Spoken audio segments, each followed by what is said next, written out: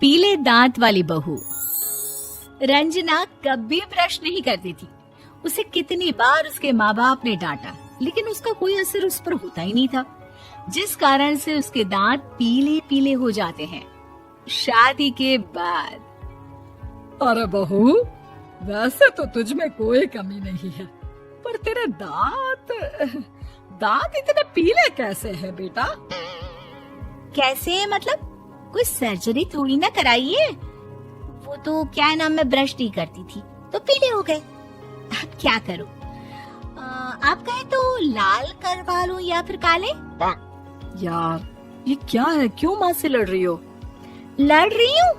अरे मैं लड़ रही हूँ या ये बोल रही है कि दांत पीले हैं, पीले। अरे तपस्या थोड़ी ना की है इन्हें पीले करने के लिए। बकायदा ब्रश नहीं किया है 20 साल तक, तब जाकर। छी, कैसी बात कर रही हो? ये उस वक्त तो पीले नहीं थे जब हम लोग तुम्हें देखने आए थे। अरे तब साफ करवा लिया होगा डेंटिस्ट के पास जाकर।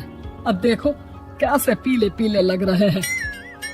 रंजना सास की तरफ गुस्से से देखती है। फिर शुरू हो गई पीले पीले पीले।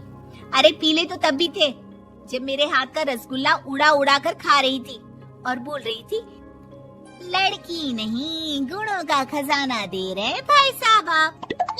खैर, अब वो लोग करते भी तो क्या करते, पीले दांत वाली बहू पल्ले पड़ी थी तो झेलना तो था ही। एक दिन कीर्तन में रंजना गाना गा रही थी। अरे कमला बहन, माँ का द्वार है, यहाँ तो सब शुद्ध होकर आते हैं, फिर अपनी बहू को ब्रश भी नहीं करवाती तुम। दूर से पीले पीले दांत भक्ति में बाधा उत्पन्न कर रहे हैं। अरे कोई 2 साल के बच्ची थोड़ी ना लेकर आई हूँ मैं बहू बनाकर। अच्छी खासी लड़की है, अरे कैसे करवाऊं ब्रश? ये तो उसे खुद करना चाहिए ना। अब माँ बाप तो इसके जैसे तैसे निपटा दिए, ये नहीं सोचा कि सास कैसे संभालेगी। सास बहू को लेकर घर आ जाती है, लेकिन सोच लेती है कि अब इसे लेकर कहीं नहीं जाएगी। अगले रोज बहू कहती है, अरे क्या हो गया, मंदिर नहीं जाना क्या? कीर्तन का वक्त हो रहा है। मेरी मधुर वाणी से कान्हा जी जागते हैं और सोते हैं। आप तो जानती है ना उनकी भक्ति में कितना मन लगता है मेरा। वो क्या है ना, तबीयत ठीक नहीं लग रही है मेरी, आराम करूंगी मैं। तबीयत ठीक नहीं लग रही? अभी तो मिथुन के गाने पर नाच रही थी आप, और अब बोल रही है कि तबीयत ठीक नहीं लग रही। अरे भक्ति में मन लगा लो सासू माँ, ऊपर जाना है, क्या मुंह दिखाओगी आप? हाँ? सास को बहू की बात पर गुस्सा आ जाता है। मैं क्या मुंह दिखाऊंगी, इसकी चिंता तो ना कर, समझी? अपने मुंह की चिंता कर, जो ये पीले पीले दांत लेकर हर जगह पहुंच जाती है। पता है लोग कितना मजाक बनाते हैं। ना जी ना, मैं नहीं जाना कहीं तेरे साथ। तो ये बात है, कोई ना, मत जाओ, मैं अपने कमरे में ही बैठकर भक्ति कर लूंगी। ऊपर वाला दांत थोड़ी ना देखता है, मन देखता है, भावना देखता है।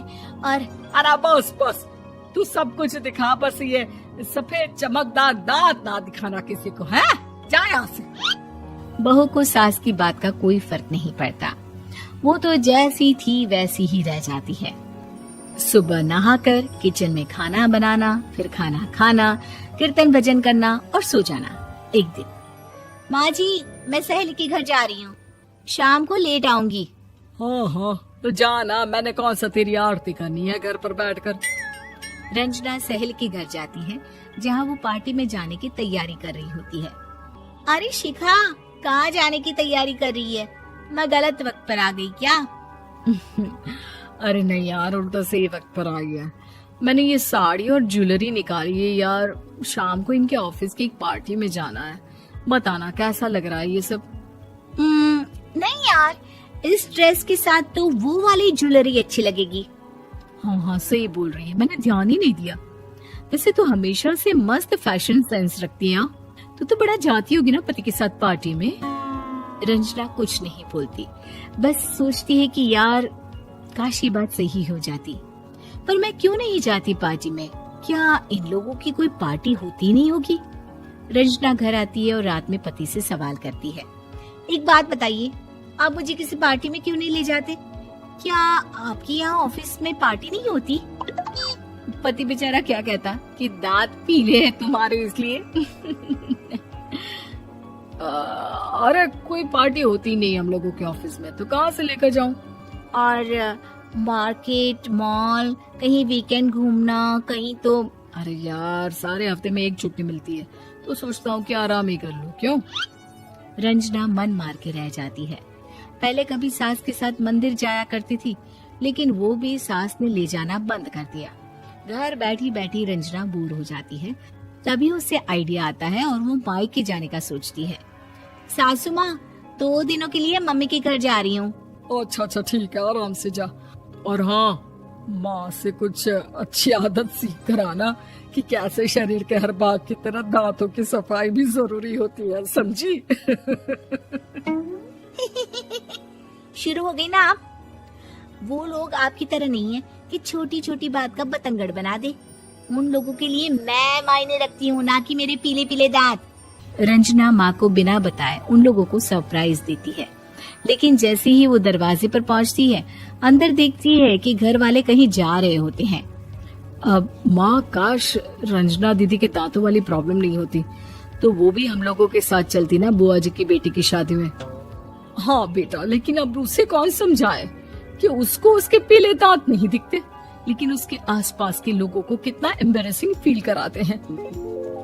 मुझे तो कितनी बार उसके स्कूल की टीचर ने शिकायत की कि उसके साथ कोई लड़की बैठना भी नहीं चाहती, और ना ही कॉलेज में कोई उससे बात करना चाहता था।